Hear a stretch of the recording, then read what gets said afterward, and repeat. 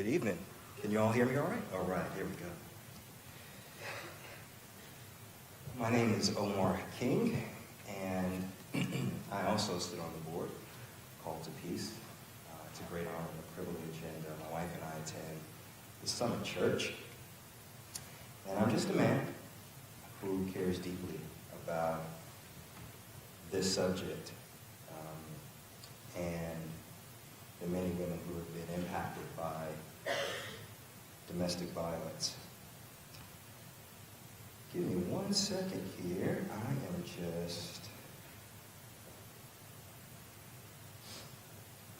need to brighten my screen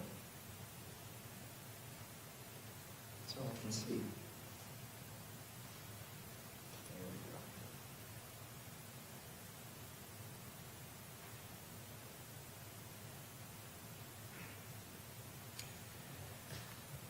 go. Living with a chronically self-centered spouse. Here's where I'm going to start. No one's perfect. We've all heard it before and probably said it ourselves. This is usually said in response to a couple of situations. One, there's an expectation of us to maybe change or improve some aspect of our behavior or character. We might get defensive and in an attempt to minimize what we've done and not make it that bad, we might say, well, no one's perfect. Or two, maybe in a sincere effort to be helpful. When we see someone else who's being unfairly critical or judgmental, we might try to advocate for a fair approach. And we might say, no one's perfect. Is the statement true that no one's perfect? Of course, right? Absolutely. The better question is, how is that statement being used, and by whom and why? The point is what the statement, no one is perfect, means to accomplish is to help locate where a particular person ranks on the scale of morality. High, low, somewhere in the middle. And what are the criteria for making that determination? Which may be different from person to person and worthy of debate, right? In the same way, we are all self-centered. However, we are not all toxic. Yes, we are all inclined to prioritize our interests, desires, and needs above others. Our default thinking wanders toward what's in it for me before we think, how can I serve and be a benefit to others? The Christian paradigm flips this on its head. There is a clear mandate to invert this way of thinking and interacting with others. Christians are commanded to love God and others first and ourselves afterwards.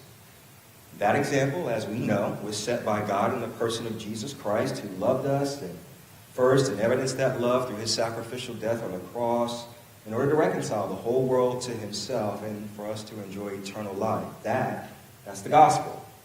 However, there are some who sin more frequently and consistently, and whose sins have ongoing negative and sometimes traumatic impact on those around them than their.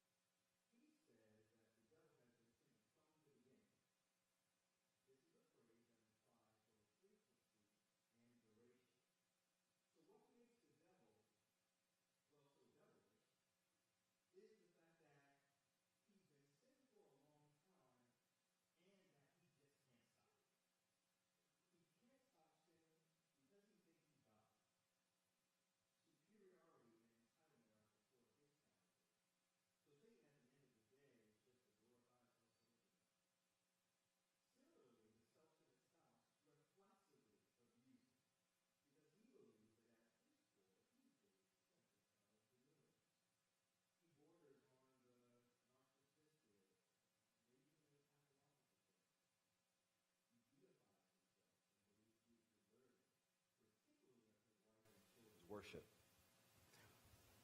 He is the quintessential fool spoken about in the book of Proverbs. He is pompous and pregnant with pride, speaks but does not listen, doesn't take advice, vents uncontrolled anger. Wrongdoing is like a joke to him. He stirs up conflict when there isn't one. His language is perverse and infused with expletives, proof and correction. Claims he loves but is not faithful or a man of integrity. Lies profusely. What he considers mercy is actually cruelty. Quick-tempered and easily incited, and he avoids all forms of wisdom in order not to be confronted. You get the idea. This is a general skeleton. But I want to put some flesh on this and see how a self-centered spouse conducts himself in a relationship with his spouse or wife. So this is going to be a partial list, but I think it does give us a good idea of how the self-centered spouse operates. Now, just a couple of quick disclaimers before we go any further. First, as you probably picked up on, I will be using the feminine pronoun, she or her, to describe the victims, given the overwhelming majority on the receiving end are women. And I'll refer to the self-centered spouse using the masculine he, him, because this is just not a 50-50 issue. The evidence just does not bear that out. So though we don't want to minimize men who are being mistreated in this way by their wife or their girlfriend, we've got to put the proper weight on the side where the stats and where people's experience tend to fall and settle. And then two, this is not going to be a sitcom presentation. We won't wrap this up in a nice package, resolve, or have a happy ending at the end of our 30 minutes or so here. But the goal in this opening session is to answer the question, where are we starting from? What exactly are we healing from? What kind of ashes does God seek to beautify? So, these are some of the signs of a chronically self-centered spouse or partner. He blames and justifies. This is what is referred to as his alloplastic defenses. That's just a fancy way of saying that he blames everyone for any mishap, mistake, or misfortune. It's the world's fault, the boss's fault, the pastor's fault, the counselor's fault, the cab driver, the waiter, the government, the kids, and definitely his wife. He never takes responsibility. There's no mea culpa, it's my fault or I was wrong.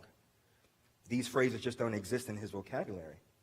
He has an external locus of control. In other words, his life is controlled from the outside. He's a master of excuse making.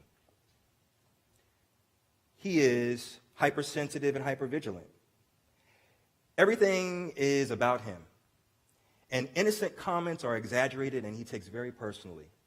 He picks fights and is easily slighted, insulted, and injured. He's hypervigilant and maybe even a little bit paranoid. He believes he's the butt of every joke, and conversely, anything positive said must be directed toward him. He misrepresents his wife and makes her look like a monster in the eyes of others. She may say, I would like for you to spend some more time with the kids, or could you not work so late, just a couple of evenings out of the week? And he hears and says to others, she says I'm never home and I'm a bad father. Every criticism is grossly exaggerated and misinterpreted. He is contemptuous and lacks empathy. He tends to treat the sick, the elderly, children, animals, impatiently and poorly. It's very, very cruel. He expresses negative and aggressive emotions to those he believes are inferior to him, like the needy, the poor, the sick, the disabled, the sentimental. I've had wives say that he treats our dog or cats horribly, but he calls it discipline. He has little to no empathy or compassion. He is arrogant and feels superior. He acts in a haughty, patronizing, and condescending manner. He's the self-proclaimed expert on everything, even subject he has very little information about. He rants incessantly, wearing her down with his constant jabbering. You have to listen to him for as long as he is talking. You better not interrupt. Conversations are often one-sided and skewed toward his version of what and how things happen. And see, because he feels superior, he confuses abuse with love. He is convinced that he does what he does as a result of his deep love for her. His arrogance makes him think that he knows what's best for her, that he's protecting her. I wouldn't do this if I didn't love you, he says. He also feels that she should be grateful for any freedoms that he chooses to grant her, that his control of her is in her best interest. Because, of course, she needs to be saved from herself because she's naive and incompetent, and plus, he tells her that no one else will want her. His feelings toward her is more in line with obsession and a desire to possess versus to love. He, however, doesn't know the difference. He is controlling and possessive. He's a control freak. He believes in his right to control his partner and the situation compulsively. He expects his word to be final and the final one and expects complete compliance. His control generally revolves around certain areas of conflict or family life like decision-making, finances, personal freedom, and parenting. He controls the money, the movie tickets, the car keys, where you're going to eat. He might say, you know what, in the future, you're going to need permission to do blank. If he tells her when she can see her family, friends, or spend money. He'll isolate her from her sources of support. He usually speaks disparagingly and critically of her family and her friends. So he tries to convince her that they're not good for her. He disapproves if she goes away for too long. He has to know where you are and what you've done and who you've seen. He calls and texts all the time. She can't make a move without him knowing. He is insanely jealous. But the ironic thing is that while he suspects his wife of cheating and overspending and irresponsibility, that's likely true of him. Double standards run throughout the relationship. What applies to her doesn't apply to him and vice versa. He is entitled and attention-seeking. He believes he has special status and that provides him with exclusive rights and privileges not available to his spouse.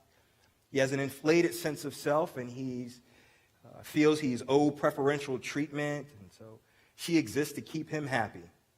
This is usually seen in terms of like physical caretaking, household chores, making sure dinner's ready every night, better be hot, keeping the children in line. Emotional caretaking, she's required to cater to all of his needs for affirmation and affection to the point where she feels like it's never enough. Sexual caretaking, he demands she fulfill him sexually, and of course she knows she's not allowed to resist or ever say no. And respect. His preferences and opinions are to be treated as law. She is rarely, if ever, allowed to disagree with him, especially not in public without paying a hefty price, especially when they get alone. She must remain wide-eyed and ever-flowing with praise and adoration and love, concern, approval, and nurturing. She's not allowed to question him or raise a concern. Well, by contrast, while he gives very little back by way of reciprocation, he believes he's all caring and generous. His arrogance and his indifference makes him above criticism, and any injuries he causes are to be overlooked and ignored. And he may retaliate should someone attempt to bring that to his attention. Also, he's the only one allowed to get angry. His anger is deserved and always justified, while hers is always unjustified and unwarranted. So as you can see, his expectations are unfair and unrealistic, but he expects every one of them to be met regardless of how fickle or inconsistent they are. He moves the goalpost. His desires and demands shift from one day to the next without any explanation or reason. He may ask her to do one thing and then tells her that's not what he really wanted. He wanted something else. So this keeps her on a perpetual cycle of trying to figure out what would please and satisfy him in order to go back to the way things used to be during the honeymoon phase of the relationship. She is forced into a never-ending game of whack-a-mole in which she never actually receives the prize of being treated respectfully and lovingly.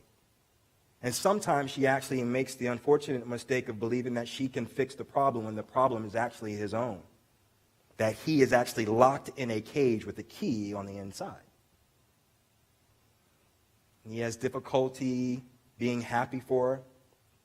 If she's being celebrated, he will attempt to ruin it for her by sitting in a corner and sulking and seething because no one's paying attention to him. Or he'll try to undercut any positive feelings and appreciations others may have toward her by bringing up her faults or weakness in public or divulging some sort of insecurity that she has. Anything to shift the attention to him. If she attempts to do anything without him, he also gets upset, and if he's not invited or unable to participate, and she has to hear an earful for him for having left him. He may punish her by stonewalling her and not talking to her for days on end. He's not above whining, pouting, and throwing pity parties. He manipulates and distorts. This includes all types of lying, denying, and projecting. He cons her, lies, and misleads about what he does and why. You commonly hear abused women say that he lies constantly, which tends to prompt on her end an ongoing investigation in order to uncover the truth. So she can become so preoccupied with what he's doing, she may begin to check his emails and texts and phone messages, looking under every rock, nook, and cranny for some overt evidence that she believes will finally be the straw that will actually give her a reason to leave. She feels she needs this sort of thunder and lightning type of sign because of the awful effects of his more stealthy and covert forms of manipulation. For example, he turns everything on its head. For instance, she says, I abuse her, she abuses me. Or, I'm not the kind of guy that would do that. In other words, he's above the things she accuses him of. And because he doesn't believe he could do something so egregious, it didn't happen, contrary to the facts. He changes the subject when he is being confronted about his behavior, and he reframes events to cast him in the most positive light and her in the most negative. He deflects. This is what also contributes to the crazy making women often feel. For example, she may wake up with anxiety from a blow up the night before, and in the morning he asks her, what's wrong with you? Why are you so grumpy? It's like poof. It didn't happen at all, Joy. These frequent and sudden mood changes keep her off balance and guessing. And this is what is so distressing about these kinds of manipulative tactics, is that it creates deep distrust, not just of her spouse, but of herself. How can she resolve a situation she knows was wrong and incredibly hurtful that he doesn't even acknowledge ever happened? This distorts her perception of reality. He strives to have a good public image. This too is manipulative. You frequently will hear her say, God, he's so nice to everybody else except me. He comes across so charming and respectful to others, but she knows a completely different man. He may come across as a soft-spoken and well-mannered Christian with lots of Bible verses to divert you from his scent. However, it's likely that you will see what she sees if you poke around enough by drawing attention to his mistreatment. And finally, he is critical and hostile. Because he expects his wife to be perfect and put her on a pedestal which she was bound to fall off, she eventually receives the brunt of his frustrations and hostility when she disappoints. She instantly will go from being the love of his life to the bane of his existence. He now tells her she's ugly, fat, stupid, bitch, whore, unlovable, and a host of other demeaning and demoralizing terms to assault her. Even if his aggression doesn't turn physically violent, he is at least verbally violent. His language is vile and disgusting. He criticizes her minutest faults and exaggerates her mistakes. He turns molehills into mountains. The smallest infraction is treated like a federal offense. So here's what I want to do. There's a way I'd like to help us to see the self-centered man in action through the Bible, if I may. And what I'll point out won't be exhaustive by any means, but we'll see many of the areas we already discussed play out here, and a number of the attributes that run through the story and its characters that I think give a fairly good look at the self-centered man and the carnage he leaves in his wake. Before we delve into that, I do want to preface, as you've already heard it said several times this evening, that this is going to be difficult. It may be difficult for some of you all to hear, may trigger some memories and emotions for some of you personally. That'll be very uncomfortable. So I want you to take care of yourself, all right, as we go through this. And if you need to excuse yourself for any reason, please do so. We will not be offended, as you know. We want you to feel free to listen and to absorb at your own discretion. 2 Samuel chapter 13, verses 1 through 20, tells the story of a toxic relationship between Amnon and Tamar. I want to read it first and then go back and provide some commentary and see what we can glean, okay? I think he's going to put that on the screen for us if I'm not mistaken. 2 Samuel 13. I'm going to kind of go through this pretty quickly, guys, just for the sake of time. Now Absalom, David's son, had a beautiful sister whose name was Tamar. And after a time, Amnon, David's son, loved her. And Amnon was so tormented that he made himself ill because of his sister Tamar, for she was a virgin, and it seemed impossible to Amnon to do anything to her. But Amnon had a friend whose name was Jonadab, the son of Shemiah, David's brother. And Jonadab was a very crafty man, and he said to him, "O son of the king, why are you so haggard morning after morning? Will you not tell me?" Amnon said to him, "I love Tamar, my brother Absalom's sister." Jonadab said to him, "Lie down on your bed and pretend to be ill. And when your father comes to see you, say to him, 'Let my sister Tamar come and give me bread to eat and prepare the food in my sight that I may see it and eat from her hand.'" So Amnon lay down and pretended to be ill, and when the king came to see him, Amnon said to the king, "Please let my sister Tamar come and make a couple of cakes in my sight that I may eat from her hand." Verse 7, Then David sent home to Tamar, saying, "Go to your brother Amnon's house and prepare food for him." So Tamar went to her brother Amnon's house, where he was lying down. And she took dough and kneaded it and made cakes in his sight and baked the cakes. And she took the pan and emptied it out before him, but he refused to eat. And Amnon said, "Send everyone out from me." So everyone went out from him. Then Amnon said to Tamar, "Bring the food into the chamber that I may eat from your hand." And Tamar took the cakes she had made and brought them into the chamber to Amnon, her brother. But when she brought them near to him, he took hold of her and said to her, "Come, lie with me, my sister." She answered him, "No, my brother, do not violate me, for such a thing is not done in Israel. Do not do this outrageous thing. As for me, where would I carry my shame? And as for you, you would be as one of the outrageous fools in Israel. Now, therefore, please speak to the king, for he will not withhold me from you." But he would not listen to her. And being stronger than she, he violated her and lay with her. Then Amnon hated her with a very great hatred, so that the hatred with which he hated her was greater than the love with which he had loved her. And Amnon said to her, "Get up, go." But she said to him, "No, my brother, for this wrong in sending me away is greater than the other that you did to me." But he would not listen to her. He called the young man who served him and said, "Put this woman out of my presence and bolt the door after her." Now she was wearing a long robe with sleeves, for thus were the virgin daughters of the king dressed. So his servant put her out, bolted the door after her, and Tamar put ashes on her head and tore the long robe that she wore. And she laid her hand on her head and went away crying aloud as she went. And her brother Absalom said to her, "Has Amnon your brother been with you? Now hold your peace, my sister. He's your brother. Do not take this to heart." So Tamar lived a desolate woman in her brother Absalom's house.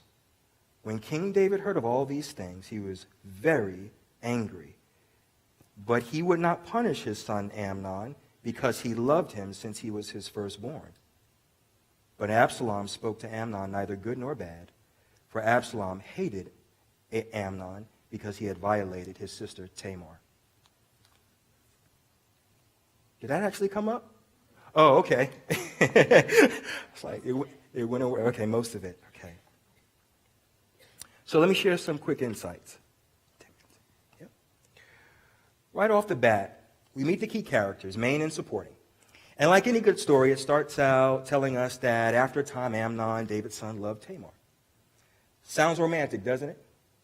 If you manage to get past the fact that Amnon loved his sister. But this was fairly common during this time in Jewish culture. But you're thinking this is going to be good. But as soon as we get out of verse 1, we read in verse 2 that Amnon was tormented, that Amnon was so tormented that he made himself ill because of his sister Tamar. So immediately, you all, we notice that something's not right. The genuineness and shape of Amnon's love gets called into question. He may have very well believed he loved Tamar, but as soon as we see the word tormented, you begin to feel like something's a little off. There's a foul odor behind the initial fresh scent.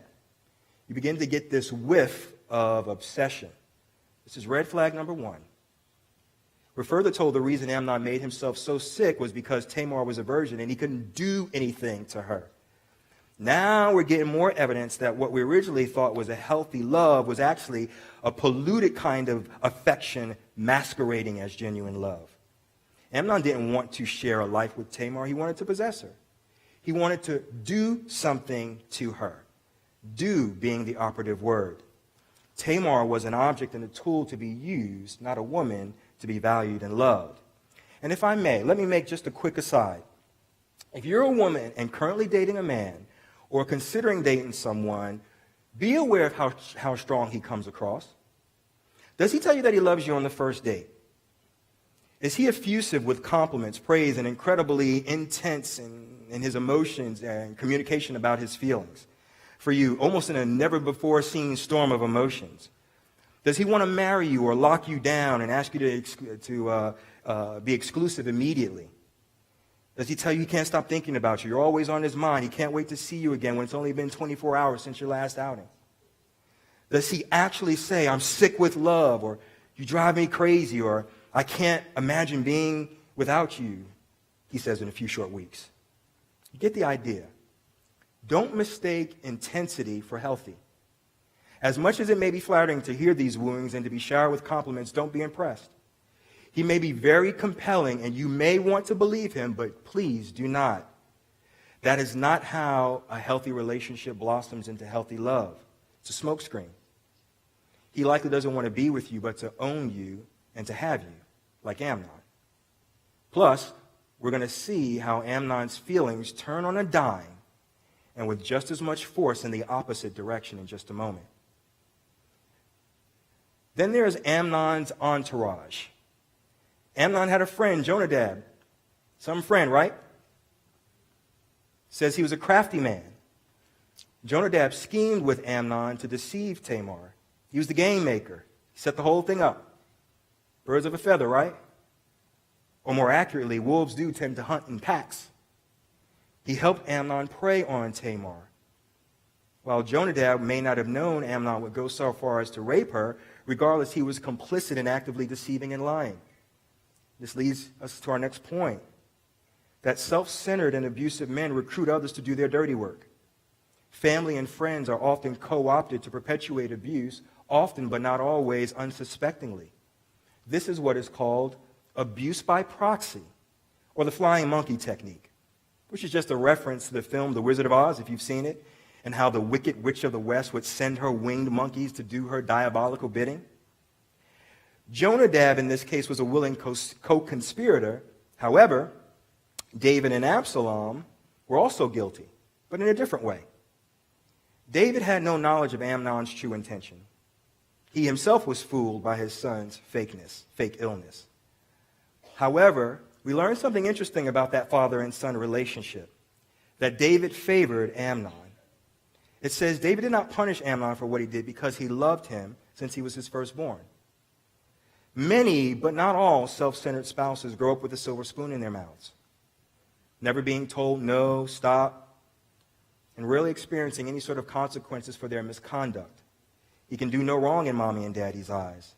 Gets a pass or bailed out of every proverbial fire that he sets, poor choice he makes, or even person that he may hurt. Mom and dad are always there to cover his tracks post-bail or emotionally guilt-tripped into giving him what he wants. Amnon got everything he wanted. This kind of parenting can be incredibly harmful to a child's development. Absalom, too, bears some responsibility, though indirectly. After the incident, Absalom, we know, finds out what happens to his sister. His initial response to her was, do not take it to heart. He is your brother. In other words, it's not that bad. Don't be so dramatic. He's your brother. He didn't mean to. You sure you didn't flirt with him? Send him mixed messages? You did go willingly into his room. You're overreacting. Forgive him. Give him another chance. Get the idea. This is why so many women and wives hear from those who are supposed to This is what so many women and wives hear from those who are supposed to love and protect them. They're sometimes outright dismissed or have their experience with their abuser drastically diminished and normalized. Their shame, like Tamar, is compounded by the fact that it's not believed, or they have to provide courtroom-worthy evidence and documentation to back up their claims. Just a couple of more. Amnon's acting ability. Another characteristic I think that's worth noting about the self-centered man highlighted in Amnon is his incredible thespian skills, meaning he's an award-winning actor. He can earn an Oscar for his performance. Often wives talk about their self-centered husband's ability to persuade people. He can turn on the charm when he wants, especially in public. He's adept at faking remorse with tears and "please don't leave me's" and "I'll never do it again" to match. And here's what makes the self-centered spouse so dangerous. It's his ability to pull the wool over people's eyes, to get them to feel sorry for him instead of remove her for safety purposes, to get family, friends, and coworkers and acquaintances to care more about how his selfish desires aren't being met by his wife above the reality of her oppression by him.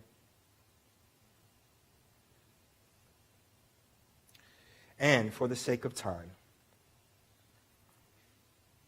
I'll give you one more. Amnon's 180.